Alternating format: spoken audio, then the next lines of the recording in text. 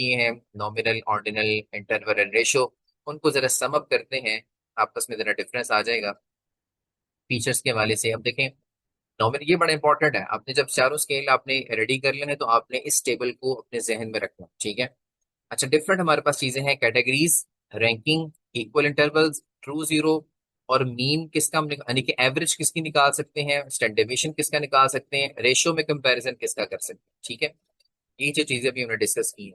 तो हम ये देख सकते हैं कि नॉमिनल स्केल में हम जस्ट चीजों को कैटेगराइज कर सकते हैं, ऑर्डिनल में भी कैटेगराइज कर सकते हैं, इंटरवल में, यानी कि कैटेगराइजेशन तो सब में ही पॉसिबल है, ठीक है।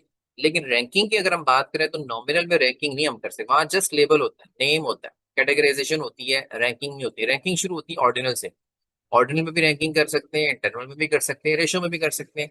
और इक्वल इंटरवल की बात करें तो वो स्टार्ट होते हैं हमारे इंटरवल्स की वजह से। नॉमिनल और ऑर्डिनल में इक्वल इंटरवल्स नहीं होते, वहां जस्ट रैंक्स होते हैं या फिर कैटेगरीज होती है। इक्वल इंटरवल शुरू होते हैं हमारे इंटरवल स्केल से।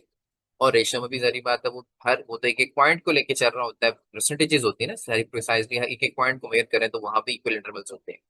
ट्रू जीरो की अगर हम बात करें तो ट्रू जीरो किसी में भी नहीं होता सिवाय रेशो स्केल पे, यानी कि जीरो हम किसी में भी नहीं यूज कर सकते। जीरो का मतलब कुछ ना कुछ होता है हर एक में।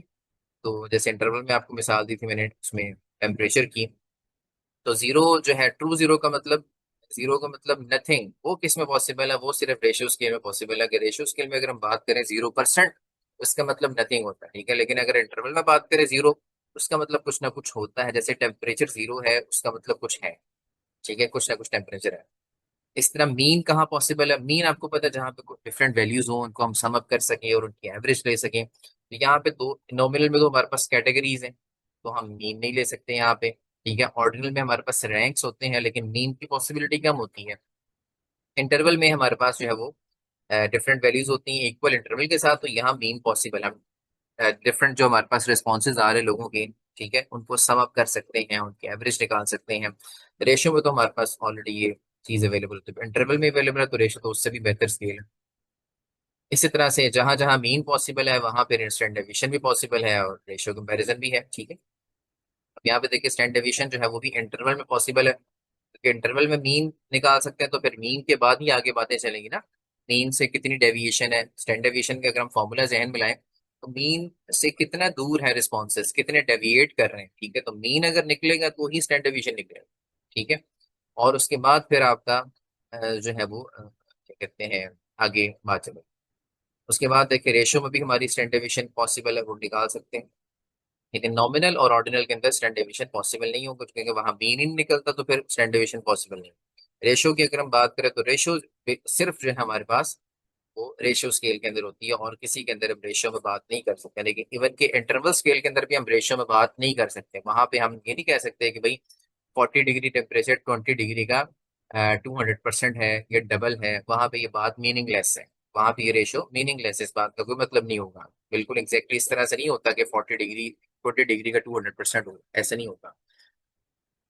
अगर हम सम अप करें सारे स्केल्स की डिस्कशन को, तो माइंड में रखने के लिए, नॉमिनल स्केल बेसिकली नेम होता है, नेम कर रहे होते हैं चीजों को, लेबल लगा रहे होते हैं, ठीक है, कैटेगराइज कर रहे होते हैं। ऑर्डिनल स्केल के अंदर हम कैटेगराइजेशन के साथ ऑर्डर्स में चीजों को ला रहे होते हैं, रैंक 1 2 3, कौन सी चीज पहले नंबर पे है। प्रोडक्ट को अगर आपने उसकी कैरेक्टरिस्टिक्स को देखना है, प्रोडक्ट की क्वालिटी पहले नंबर पे है, फंक्शनलिटी दूसरे नंबर पे है, उसके ड्यूरेबिलिटी थर्ड नंबर पे है, तो किस तरह से हमारे पास कस्टमर की तरफ से रिस्पॉन्सेज आ रहे हैं, किस तरह से कस्टमर ऑर्डर में उनको डिवाइड कर रहा है। रैंक्स में अगर हमें डाटा चाहिए तो हम ऑर्डिनल स्केल का इस्तेमाल करेंगे। अगर हमें इक्वल इंटरवल्स में डाटा चाहिए, रिस्पॉन्सेज चाहिए, तो फिर हम इंटरवल स्केल का इस्तेमाल करेंगे जहाँ पे इक्वल इंटरवल्स होते हैं। और रेशियो स्केल में अगर हमें बहुत प्रिसाइसली जो है वो डाटा चाहिए जिसमें जीरो भी एग्जिस्ट कर रहा हो, ठीक है, मतलब वेट का डाटा है, सैलरी का है, ठीक है, जहाँ पे जीरो भी एग्जिस्ट कर रहा हो चीजों में, प्रिसाइसली डाटा, बहुत प्रिसाइसली डाटा अगर हमें चाहिए तो हम फिर रेशियो स्केल का इस्तेमाल करेंगे। तो ये डिपेंड करता है सारा का सारा कि आप किन वेरिएबल्स के ऊपर रिसर्च कर रहे हैं, आपकी वेरिएबल किस नेचर के हैं। वहां पे आपका नॉमिनल स्केल सूटेबल रहेगा, ऑर्डिनल सूटेबल रहेगा, इंटरवल सूटेबल रहेगा या रेशियो सूटेबल रहेगा, ठीक है।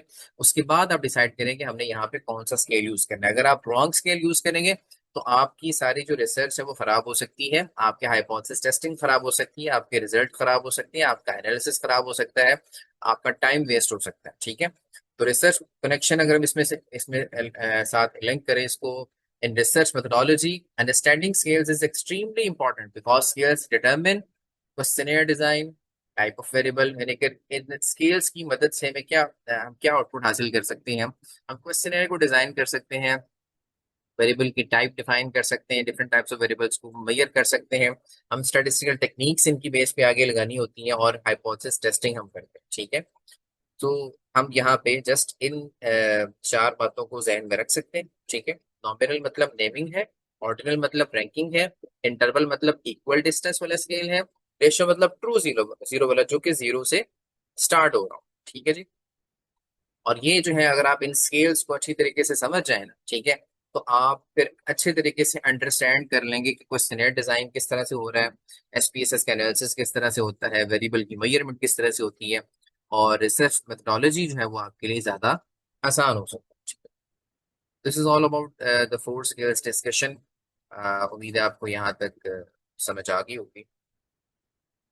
Thank you so much.